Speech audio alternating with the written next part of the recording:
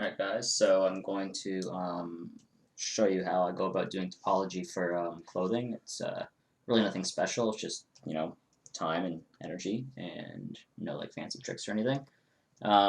So first, what I'm going to do is select my garment here, there we go, is duplicate off this. I'm just going to do this coat here, I'm not going to bother with all the little frilly things, well maybe the arms, but we'll see.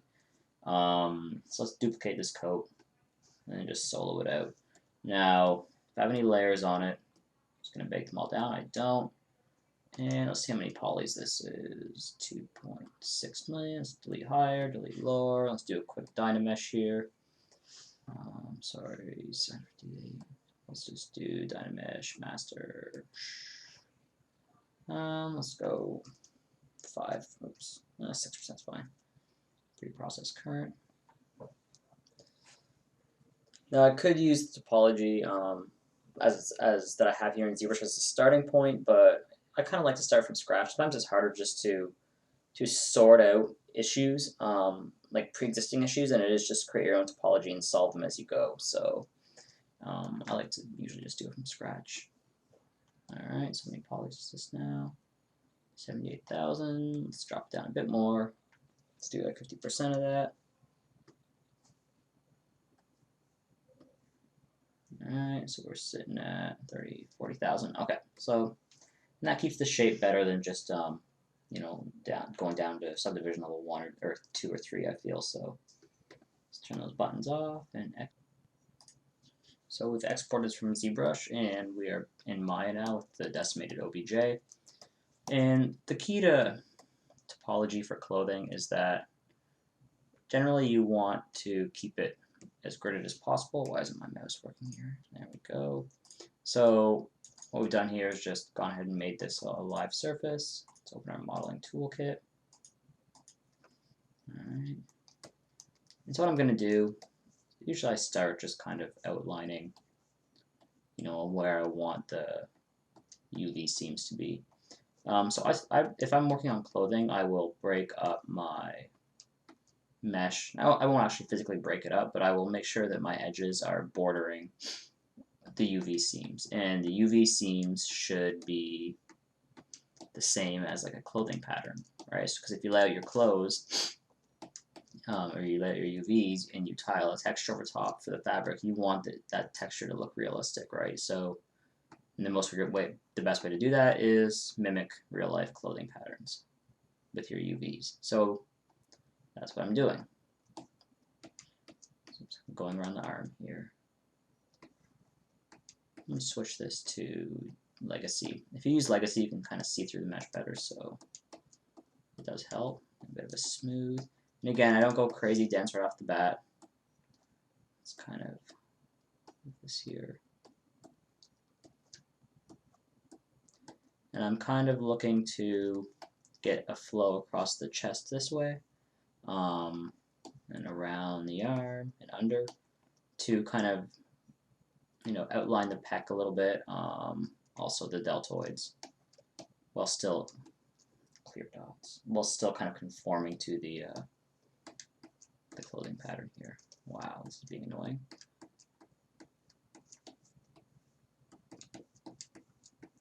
You can see I'm pretty sloppy. I'm just throwing stuff in there for now. And when something's sewn this closely, you could just extrude or duplicate your faces and extrude inwards, or you could just build this right onto the other half of the shirt. We'll get to that in a minute. So I'm going to try to outline that seam there.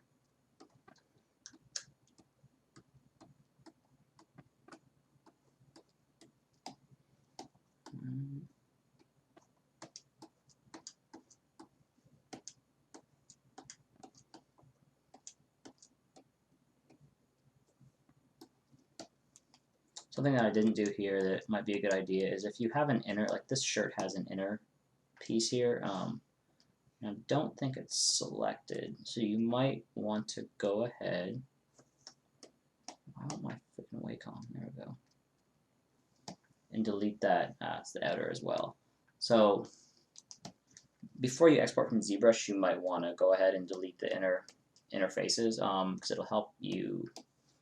It'll help you when you're building the topology over top. Sometimes the quad draw doesn't want to stick to the correct face; it wants to stick to the inside, so it will just like deny you any sort of like quad or point, which can be pretty annoying, but it's pretty easy to fix if you just export without the inner mesh.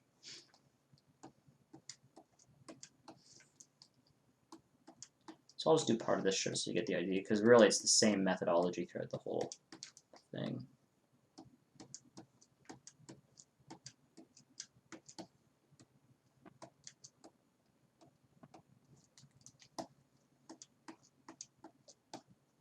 Scoot back up over here. Continue going around the arm.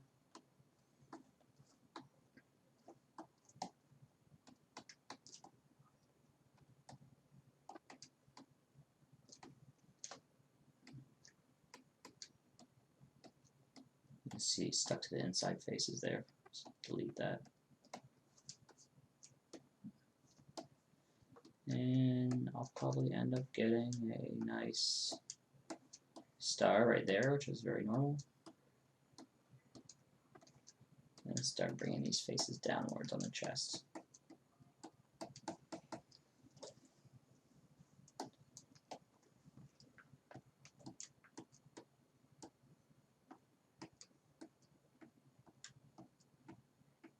So for now I'm just going to kind of terminate that like that. I'll probably end up making some triangles there to get that nice and rounded. Although it's not a must, since this is covered up by his like bib thing, but we'll just ignore the bib for now. I'm trying to push this down a bit here. Push these faces out a bit. Let's clear these dots again. Push these over here more. Stick another edge in there. Do a bit of smoothing.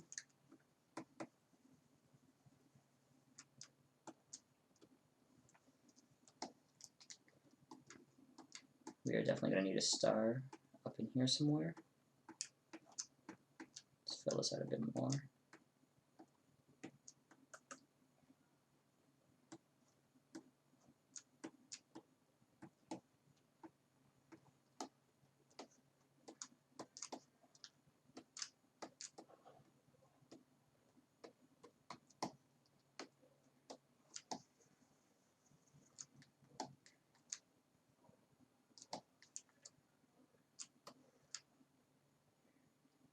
Why does it not want to stick? What is the deal with you, mesh? Some of the fun you have when you don't delete the inside of the faces. You'd think it'd be able to find that face, but I guess not. My God, that's super annoying. There we go. Alright, so we need to solve this.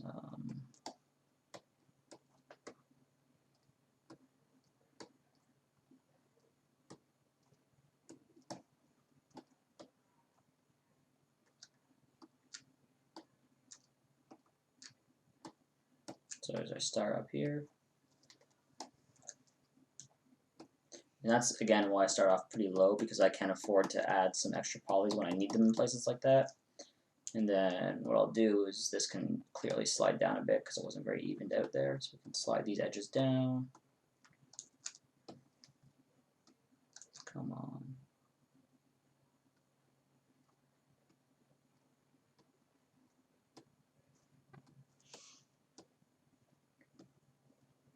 Nice and even.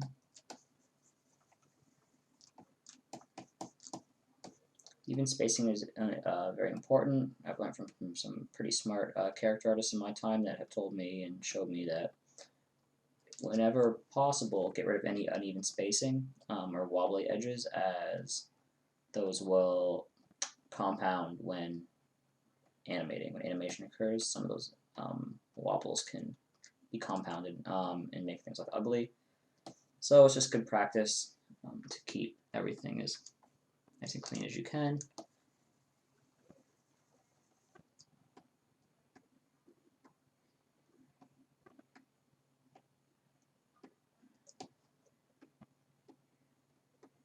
It can be tedious, but pays off in the end. Nice clean mesh.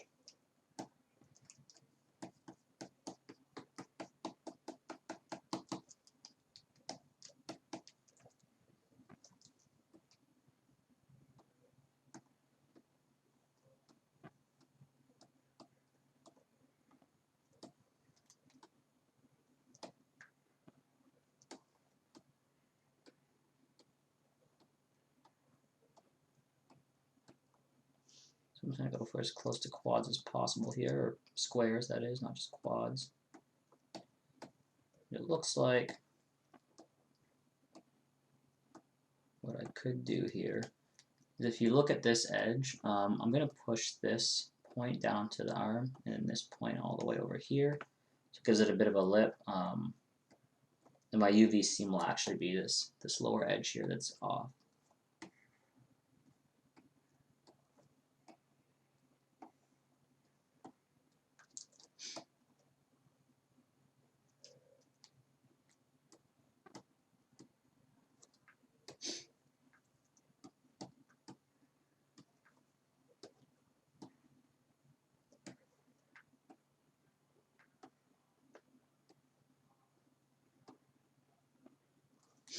So that'll look a lot better because you'll get like that little bit of a silhouette change as well.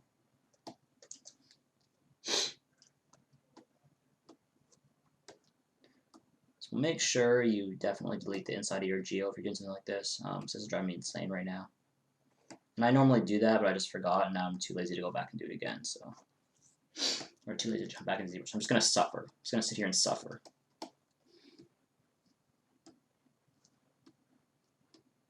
Don't suffer like me. Don't be lazy like me. Put this other edge in here now. And if there's anywhere you want extra edges around clothing places, there's places that are like that deform a lot. So shoulders, like what I'm doing right here, there's a few extra edges in there. Actually, there's not really that many extra ones right now. They're all kind of doing a job. But so there, elbows, knees, shoulders, places like that, places that are going to deform. Those extra edges can help keep your normals from, stretching all crazy style all over the place.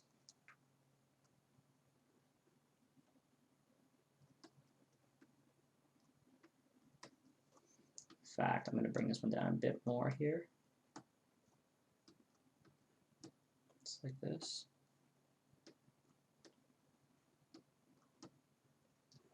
Stick one more edge up there. There we go.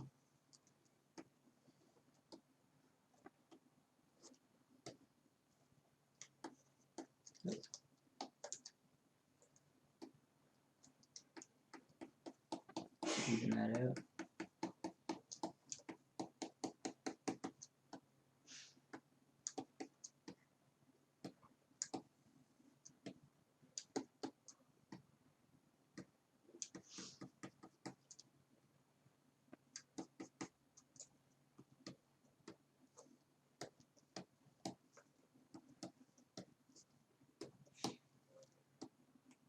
You can see I'm just switching back to the move brush because you can use the move brush instead of the quad draw tools, and it's easier to stick up to the mesh sometimes if it's giving you trouble, but that's all I'm doing there.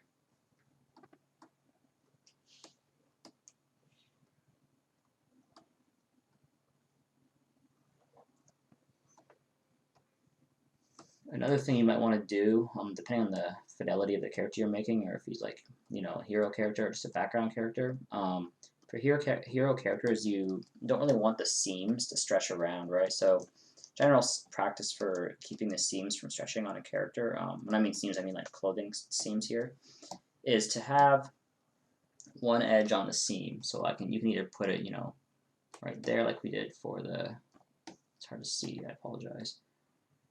Right on the seam there like we did for the shoulder, and then one on either side of it. So one here, and then we'll have another one, like right there.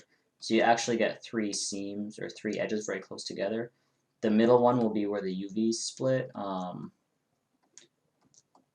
If you choose to split the UVs there, I probably would. Like you don't need to split them everywhere. You don't need to split them unnecessarily.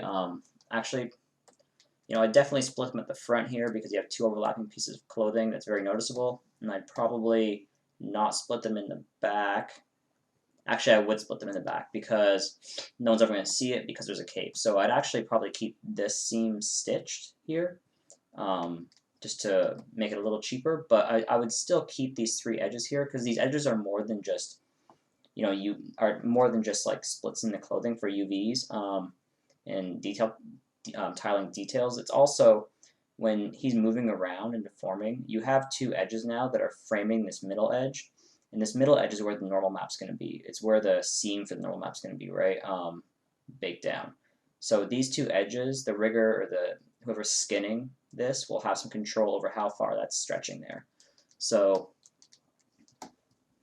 now I'm going to do the same thing for the front of this here. So like, especially if I make actually 2 separate pieces of geometry that are overlapping, I don't have to worry about it. But I think because these are so close, I'm not going to bother doing that. So what I'd actually end up doing is kind of doing something like this. And just baking it down, and it'll look fine.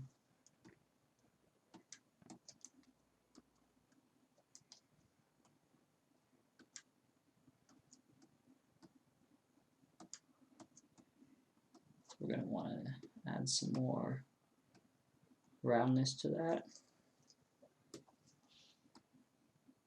Whoops.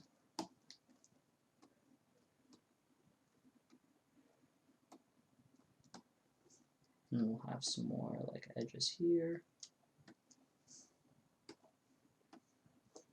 I'm actually going to bring this over here a bit because I think his collar folds in. Yeah, so I want to get like a little bit of that. And I might actually cross one more edge across the whole thing there. And then let's get rid of that. That way, I like to, another one of those places that could deform a lot is around the neck if his head's moving around. Sometimes it's good to have an extra couple edges in there. And while we're at it, so we have this seam here. I'm not as worried about this seam stretching, but I probably will put maybe some extra edges around it. We'll see. It's kind of a judgment call. Do you think it's going to be super noticeable? Like, where is this seam going to be stretching? Definitely shoulder areas is a good place for that. Here, definitely the middle, what we're doing right here, but I don't know about this little seam here. I think we're probably safe not adding extra edge loops there. But for this one, so you could either add, I would say, you could add one right here, or you could add another one on the inside. I think I probably end up cutting it right here, but we want a nice normal. So for now, no, I'll put it on the inside for now. I might actually do 4 edges here just to make sure. And then if you had a poly budget, this is another thing you could take into consideration. At that point, you're like, do I have the poly budget to add all these extra edges? What can I do? What do I think is the most important edges? You can ask yourself questions like that. So right now, this would probably be fine. There's only 2 edges there. So like I said, one here or one here. Probably one here, I would think. That'll keep that seam nice and tight in the middle there. We have to, well, once I bake it, I'll see. I could potentially put another one like here or like in the middle of this, just in case we have any normal kind of errors. So like perhaps like one right there as well. I know it looks dense, but right now this shirt's actually pretty low. It's not too bad at all. Let me erase that for now. Maybe just put one in the middle there. Yeah, it might be a good idea to put one in the middle as well, especially if we have buttons. And then those buttons can, you can stick the buttons. You can skin the buttons to each vertex, right? So that way they won't slide around. So we might just need to kind of go ahead and adjust where some of those are, and oh my god, adjust some of these a little bit to fit into like the little button slots a bit better. But or you might need to do something like this if you want to do that. So if you kind of cross over, and I know this looks weird, But now you can see that there's a vertice right where this button would sit. But maybe I should target weld all this stuff here. So now there's a vertice right where that button would sit, right here. And that button, a vertice on the button can now be skinned to this vertice. So wherever this moves, the button will go with it. And then you could put another one here. So you could just go X down this whole thing and add buttons. That's just a way to keep stuff from sliding around. And of course, we don't want to have this looking like crap up here, so let's bring that right there.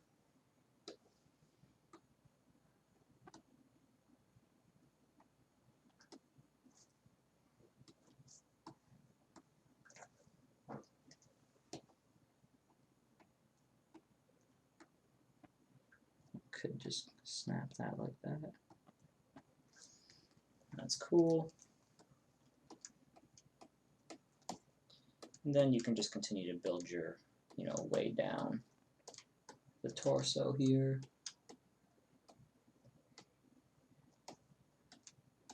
And now this kind of flow I'm doing here, it's the same method for the arms. You're going to bring the shoulder's going to kind of come around this way and wrap around the deltoid.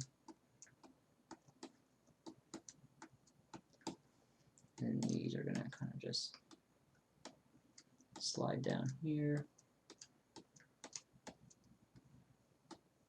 And you might have to triangulate some stuff on the way down the arm, because you might just end up with too many loops coming down. But you can make that decision once you get further.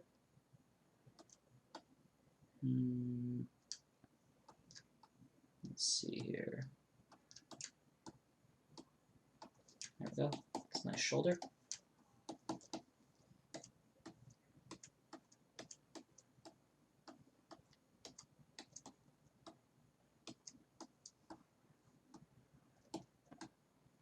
I should say there's no like one solution fits all for topology like this. Let's put this third loop in here to kind of help hold that a bit. A lot of times there will be tests at work and they'll be say like, hey, let's do this or let's try this. This deforms better for our needs, Are they going to be in a shooting position? Are they going to be like Drake with their arms up all the time? What's the topology going to be like? So those are kind of the questions. So then you can kind of continue here. Whoever doesn't want to attach, because there's no face there. Oh, there is. It's not in a good spot.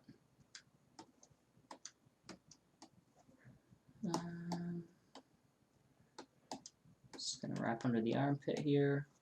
It's going to continue under the armpit. I'm going to want to continue these ones down the arm.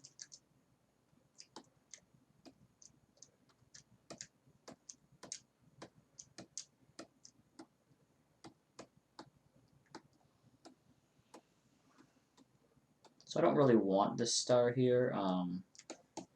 It's a little bit inevitable the way I was headed, so I have to sit down and figure out just exactly how I want to get rid of that.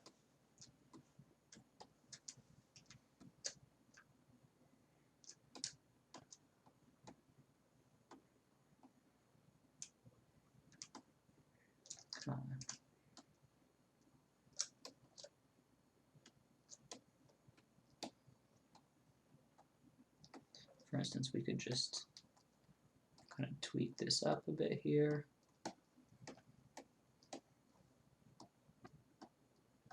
Tilt this up. Tilt this down. Put another edge here. It's all about like how you direct the edges, right?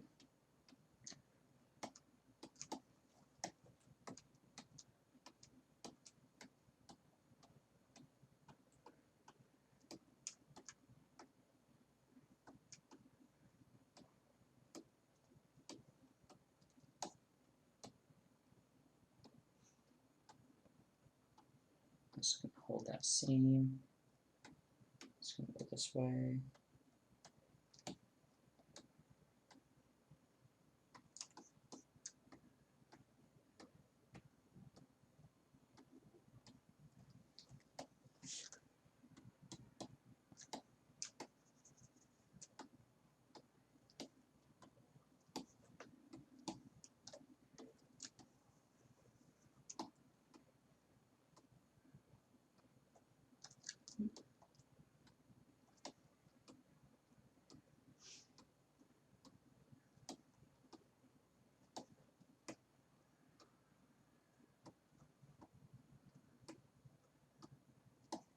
Let's try to get a little more even quads here. I think this will work.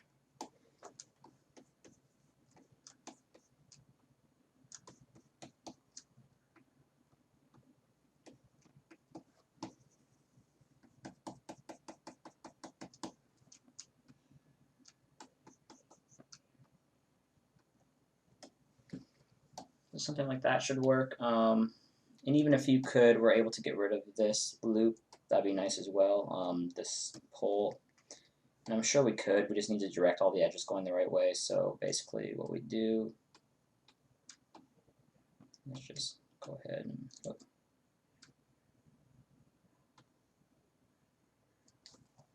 And I've seen some topology that keep that there to kind of like wrap the deltoid, and some that just kind of wrap around this way.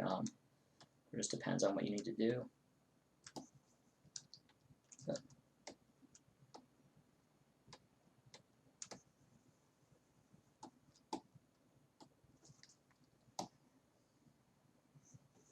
so these will all just continue going straight down the arm. So that's up to you. Neither one is wrong.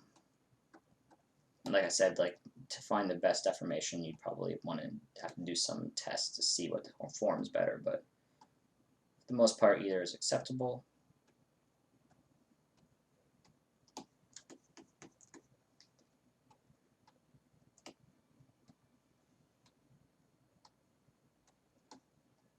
Push this up here a bit more. Let's get my snap on.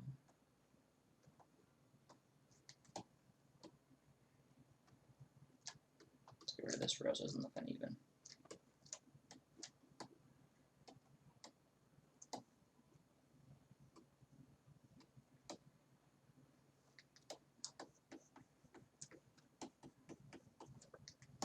There, so that's nice. Starting of a shoulder there as well.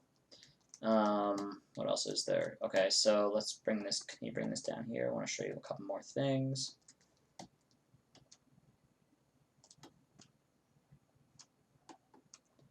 Can't really get that to work right now.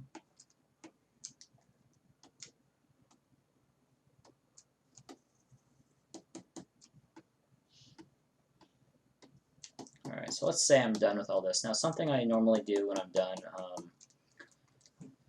if we're in an area that has like some of these big wrinkles like this, and these aren't going to be wrinkle maps, or they're not going to be really changing if they're basically baked in, to help my bake and help the silhouette, there's nothing wrong with doing some triangulation. So I'll try to follow, you know, the wrinkles, or whatever you want to call them, the bigger folds.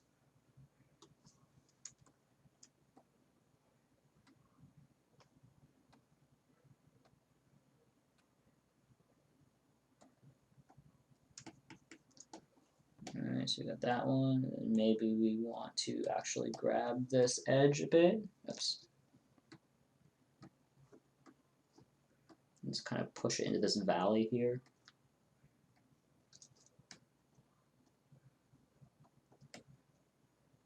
You can see this is super annoying that still having that problem with the inside of the mesh.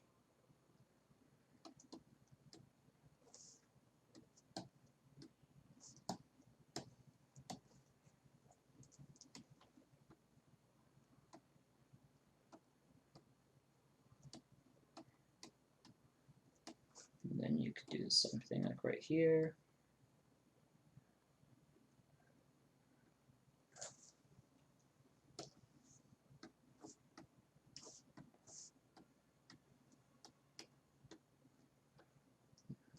We might need to put one more if you need. You don't have to. You can see it already kind of gets the shape there. But if you want to be really, if you had the budget and you maxed out, you know, everything you need to max out, everything looks great, and you could like kind of go in and like add like a couple edges up in here just to catch that. But it's not really necessary. It should bake just fine and look fine. And you can see it's not really affecting like the silhouette at all. Even this is like very minor. Bigger stuff, like, you know, normally for stuff like this, I'll look for, you know, big things on the arm. You know, when you turn it, it really affects like the break, the silhouette. You know, this kind of thing here. Anything that really affects it. If I look from the front view, usually you get some of these wrinkles under the sides, under the armpits that are doing it, which is why, you know, I am doing this area right here. And definitely look for areas that'll cause like weird normals like this, there's probably not enough topology there to bake properly. So let's go ahead and, where do I want to start this from? Let's get this guy first.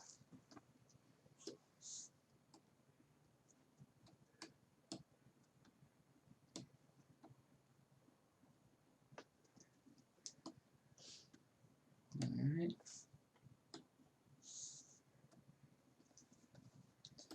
And then let's go ahead and jump in here. See how that works.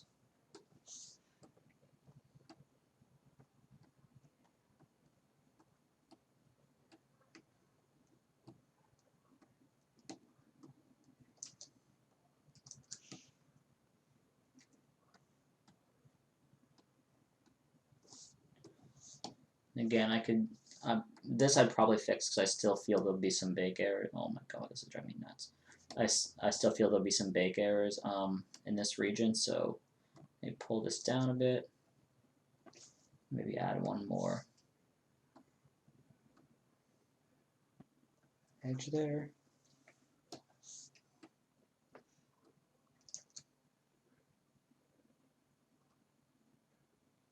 Let's do this.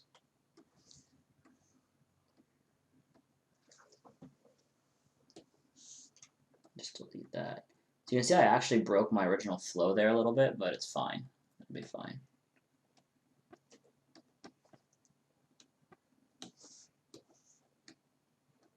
So now you should have a nice bake there. You could even throw, like one more coming around here, but I think that would be overkill at this point.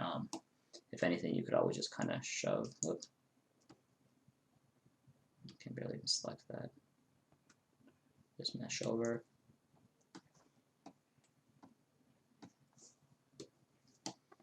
Like that.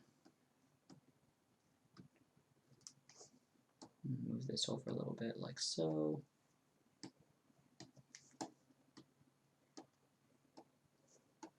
Like so. So that's basically how I would go about, doing topology for this shirt. Think of anything else. It's pretty straightforward. Definitely the key takeaways are keep it nice and gridded as possible, clean, even topology. It's okay to put extra loops around high deforming areas like shoulders, elbows, necks. Then you have sometimes the triple kind of seam here that will protect from stretching. And lastly, I kind of add some triangulation at the end just to help the normal map do a little less work and help with silhouette a bit. So that's basically it for clothing topology. And like I said, every studio will probably have a different flow topology that they find suits their needs. So this is just one example. You already saw the other example to kind of cross the shoulder across that way. So either one works. And that's really about it. The UVs, like I said before, should be laid out in a very sewing pattern-like way. A lot of times people will pin the sides of shirts and everything to be perfectly straight, which actually isn't correct. If you look at any sewing pattern, there's no perfectly straight sides. A lot of times things are curved or tapered inwards, and that's why clothes fit the way they do. If everything was straight down the sides, everything would look really baggy and like ill-fitting. So, yeah, that's that. All right, I hope you guys enjoyed that video. Thanks.